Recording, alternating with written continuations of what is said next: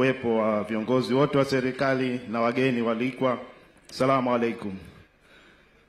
Mheshimiwa Rais, kwa muhtasari, benki ya watu wa Zanzibar PBZ Bank kwa miaka hii mitano imekuwa sana, na nitaomba nieleze ukuaji huo kwa takwimu.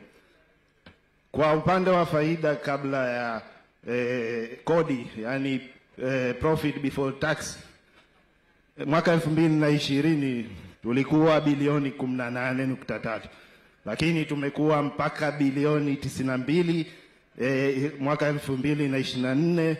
Hii ni ukuaji wa 411%. Rasilimali assets tulikuwa bilioni 752, lakini tumekuwa mpaka trilioni 2.8 hivi Septemba. Mikopo tulikuwa bilioni 469, tumekuwa mpaka trilioni 1.5. Huu ni ukuaji wa 220%. Deposits, yani amana za wateja, tulikuwa bilioni 578, tumekuwa mpaka trilioni 2.2. Hilo ni ukuaji wa 280%. Mtaji tulikuwa bilioni 109, tumekuwa mpaka bilioni 293 sasa hivi, 168%. Mheshimiwa Rais, kwenye mitandao ya kutoa huduma tulikuwa tuna matawi na vituo vya huduma 23 tu mwaka 2020, lakini sasa hivi tumekuwa mpaka matawi na vituo vya kutoa huduma 46. Hilo ni ongezeko la 100%.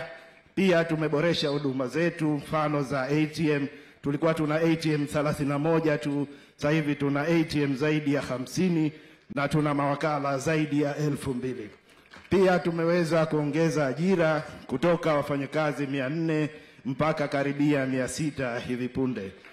Mheshimiwa Rais, mafanikio mengine ni mapinduzi ya kidijitali ambayo pia tumekuwa mlipa kodi mkubwa kutoka bilioni 10 mpaka bilioni 55 kwa mwaka. Mheshimiwa Rais, vile vile tumeendelea kuwa karibu na jamii. Tumekuwa tukishiriki na tukiwa mstari wa mbele kwenye sekta mbalimbali, kwenye misaada ya kijamii, afya, elimu, wajane na mayatima. Na vile vile tumeendelea kushikana mkono na sera yako ya michezo. Tumekuwa wadhamini wakubwa wa PBZ Premier League, Yamle, Zanzibar Marathon na michezo mingine ya riadha, michezo ya wanawake na walemavu. Mheshimiwa Rais, vile vile tumekuwa bega kwa bega na serikali yako katika kuwezesha miradi mikubwa kama ya ujenzi wa airport, barabara pamoja na masoko. Mheshimiwa Rais, tumekuwa pia bega kwa bega na mashirika ndugu katika kuwezesha maendeleo ya Mzanzibari, katika kuwezesha ununuzi wa karafuu, uchumi wa bluu na hali kadhalika. Yote haya Mheshimiwa Rais yasingewezekana pasi na uongozi wako mahiri. Kwa hilo tunakushukuru sana sana. Asante sana. Asante sana. Sasa naomba ni kulingana na muda aje ZRA tuje kumaliza.